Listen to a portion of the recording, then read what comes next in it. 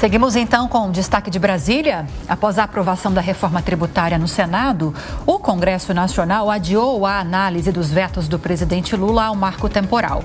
A discussão desses vetos, muito para agora, de forma breve, foi um acordo feito com a oposição para que houvesse o avanço, a aprovação da reforma tributária. A Janaína Camelo tem mais informações. Deputados e senadores aceitaram a retirada de pauta dos vetos presidenciais ao marco temporal na sessão desta quinta-feira, um dia após a aprovação da reforma tributária no plenário do Senado. Os vetos eram negociados pela oposição com o governo em troca de apoio à reforma, principal pauta econômica do Planalto.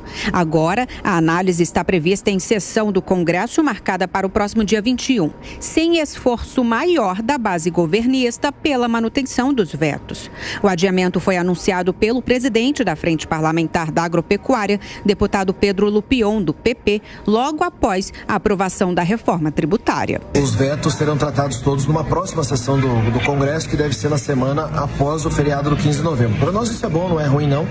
Nós ganhamos mais tempo de articulação e o nosso veto passa também a trancar pauta, o que é muito bom, que obriga a apreciação dele. Então, os vetos do marco temporal, nós vamos derrubá-los, não há acordo nenhum em relação a mantê-los, nós vamos derrubá-los na sessão do Congresso, dia 21 de novembro. A tese do marco temporal estabelece que só podem ser demarcadas as terras que eram ocupadas por indígenas na data da promulgação da Constituição de 1988. O projeto foi aprovado no Congresso em resposta à decisão do Supremo Tribunal Federal de que a tese é inconstitucional.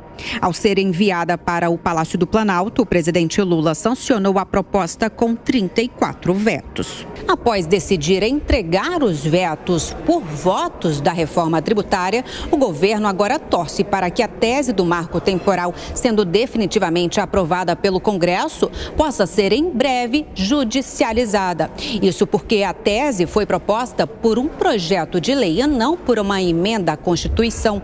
Com isso, o Supremo poderá ser acionado e reafirmar a inconstitucionalidade do marco temporal. A bancada ruralista é a maior do Congresso, com mais de 300 parlamentares. Para a derrubada de um veto, são necessários 257 votos de deputados e 41 votos de senadores.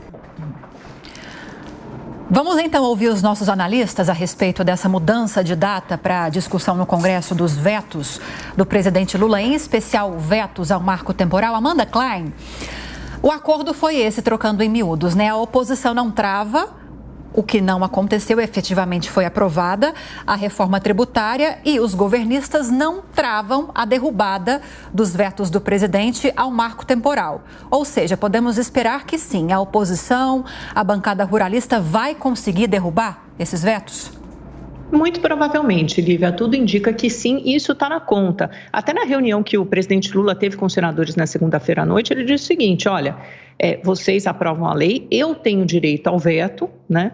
Obviamente, isso deixou insatisfeitos, até porque o marco temporal foi aprovado com uma larga margem de votos, tanto na Câmara quanto no Senado. Tem o apoio da Frente Parlamentar Agropecuária, que a gente sabe que hoje é a mais poderosa, uma das mais importantes do Congresso Nacional, e vocês podem derrubar o veto se quiserem. Então, cada um fica com o seu discurso político e, muitas vezes, um discurso ideológico também, tanto o presidente Lula quanto o Congresso ou a Frente Parlamentar do Agro. É tudo feito dentro das regras do jogo. Então, esse veto tende assim a ser derrubado. O presidente Lula sabe que essa briga vai se estender, que ela não vai terminar aí. Ele vetou trechos importantes do marco temporal. Isso será examinado novamente pelo Supremo Tribunal Federal. Isso foi feito, o marco temporal, por meio de projeto de lei, e o Supremo já tinha entendido anteriormente sua inconstitucionalidade. Então, obviamente, algum partido vai entrar com uma representação no Supremo, e o Supremo, quando provocado, deve derrubar de novo o marco temporal, ou seja, essa briga vai ser judicializada, terá uma segunda etapa, resta saber se o Congresso, depois disso, vai conseguir encaminhar uma PEC para examinar o mesmo tema.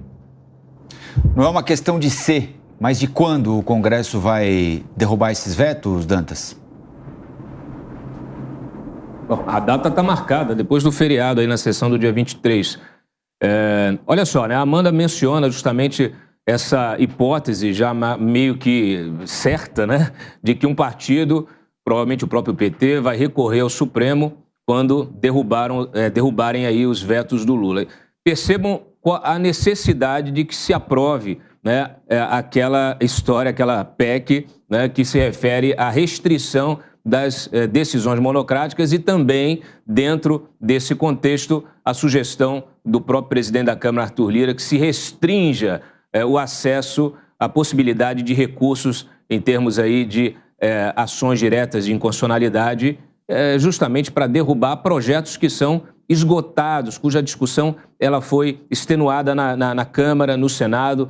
Você tem aí uma proposta que foi aprovada pelas duas casas, sancionada pelo presidente da República, com vetos que serão agora derrubados. Quer dizer, esse é o problema dos perdedores, dos maus perdedores, que tendem sempre a recorrer ao Supremo e depois reclamam do ativismo judicial, porque se você recorre toda hora e traz o judiciário para dentro de um debate político, fica complicado. Infelizmente, é isso que vai acontecer nesse caso aí, e se espera, né, como me disse o próprio senador Marcos Rogério, que é o relator do marco temporal lá no Senado, ele me disse que vai, se derrubarem, se o Supremo tornar inconstitucional esse PL, eles vão reapresentar a proposta por meio de uma emenda constitucional, de uma PEC.